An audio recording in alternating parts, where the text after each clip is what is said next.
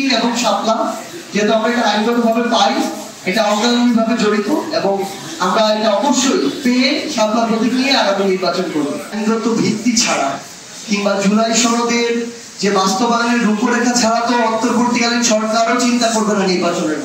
শাপলা ওই তালিকায় অন্তর্ভুক্ত করা নির্বাচন কমিশনের কাজ ছিল এবং এখনো তাদেরই কাজ। তারা যদি চায় এই তালিকা তারা আইন মন্ত্রণালয়ে পাঠিয়ে 1 সপ্তাহের মধ্যে সংশোধন করবে, তারা এটা করতে পারে।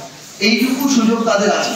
আমরা তাদেরকে একটা অনুরোধ করব যে আপনারা কোনো এক সময় এই কথা বলেছিলেন যে আপনারা শাপলা দিতে পারবেন না বা এরকম কিছু, যদি আপনারা বলেছেন যে ব্যাংকে আমরা দিব না, তো এই ধরনের কথা না বলে বা এই ধরনের একটা আমরা বলবো যে একটা কথা বলে ফেলার প্রেক্ষিতে ওই জায়গায় রিজিড না থেকে বা অনড় না থেকে আইনগতভাবে যেই দিকে আপনাদের আসলেই যাওয়া উচিত, যে প্রসিডিউর ফলো করা উচিত, এটা নির্বাচন কমিশন অবশ্যই ফলো করা উচিত।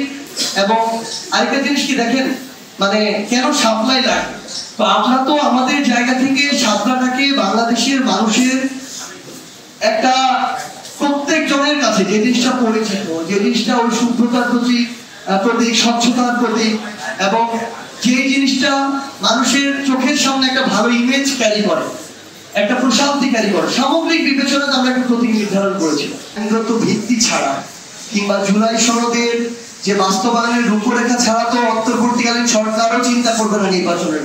এটাই বাস্তবতা। তো তারা জুলাই সনদের স্বাক্ষরের দিকে যাচ্ছে। 15 তারিখ ছিল, 17 তারিখ নির্ধারণ করেছে। আমরা মনে করি যে এনসিপি তখনই ওই জায়গায় স্বাক্ষরে যাবে যখন এনসিপি ওইটুকু নিশ্চয়তা পাবে যে আমরা এই জুলাই সনদের বাস্তবায়ন পাব। এই বাস্তবায়ন ওই জুলাই সনদের যতগুলো ঐক্যমত্য থাকবে, যতগুলো পয়েন্টে, সবগুলো যে নির্বাচনের আগে হয়ে যাবে ব্যাপারটা এমন নয়। কিন্তু যেগুলো নির্বাচনের আগে হয়ে যাওয়ার মতো সেগুলো নির্বাচনের আগে হতে হবে। নির্বাচনের পরে যেগুলো হওয়ার মতো সেগুলো আবশ্যকভাবে নির্বাচনের পরে হতে হবে। যদি সেখানে না হয় তাদের বিরুদ্ধে ওই আইনগতভাবে যেন ব্যবস্থা নেওয়া যায়, যারা এটা বাস্তবায়নের দায়িত্বে থাকুক না কেন, ওই নিশ্চয়তাও এই সনদে থাকতে হবে।